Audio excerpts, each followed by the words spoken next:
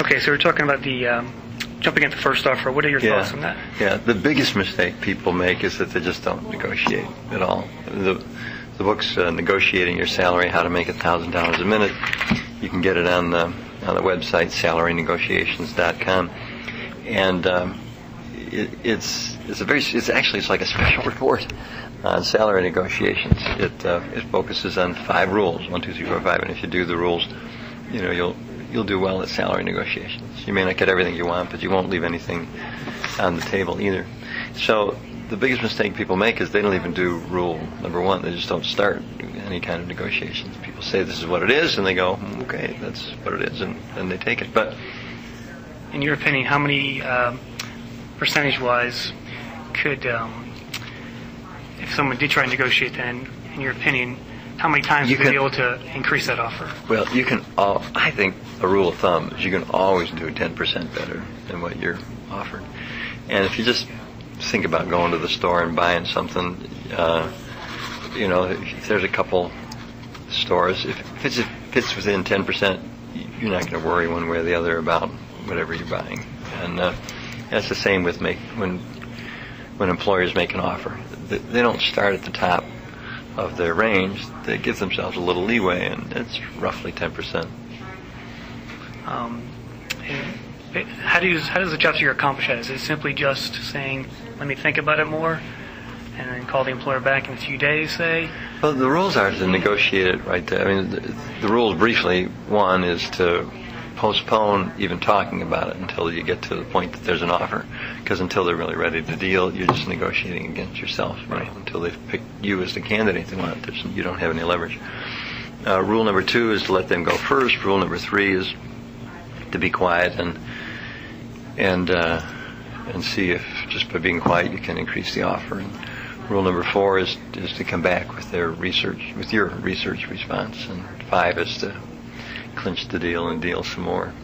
So I forget what was the question you asked. Do you remember? I think you answered it there.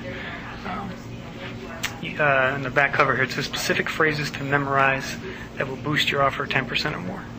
Can you give us a couple of those? Yeah. So one, I joke with people, there's a 4-letter word you can blurt out that has got no vowels, and you won't find it in the dictionary, but people use it all the time.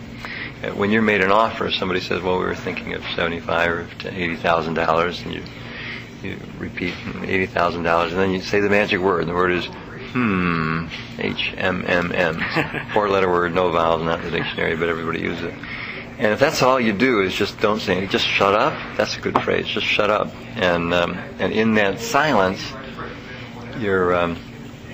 the employers, because they want to make a deal, because they told you we're making you an offer, they're giving you a number, they're going to sweeten the deal probably right away, or explain why it is that the number is how it is, something like that. So they might say, well, yeah, that was what we were thinking. What did you have in mind, or how does it fit with you? Or we could go to 85, or So that's one way.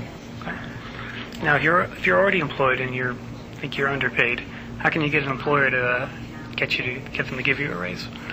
Well, if you're underpaid, there's a lot of resources now on the internet at salarynegotiations.com. I have links to JobStar, which has got the mother lode of salary negotiation URLs in it.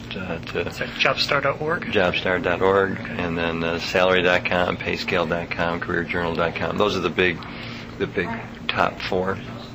If you go there, you can get a good sense of what's your competitive value.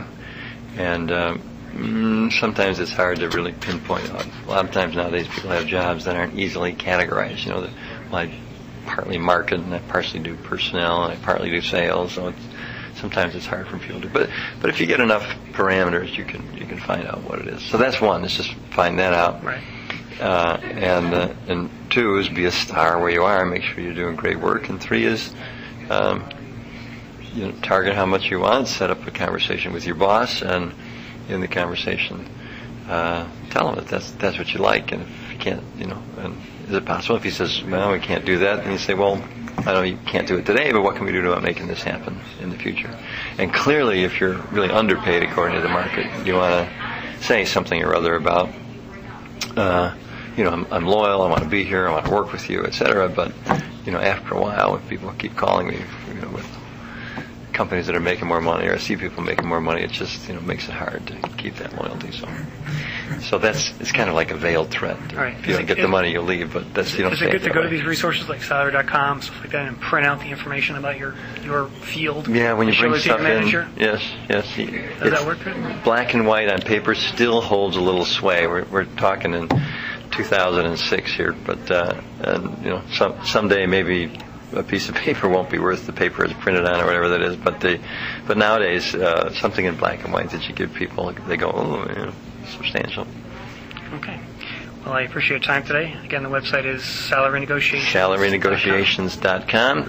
I'll tell you what the goodies are on there. I've got have articles about salary stuff. You can get the book. There's some tips about how to get a raise. There's references to phrases to say and more phrases. There's all kinds of stuff around salary negotiations. So and links to me if anybody wants coaching with me. Okay. Thanks for your time, Jack. Okay, Chris.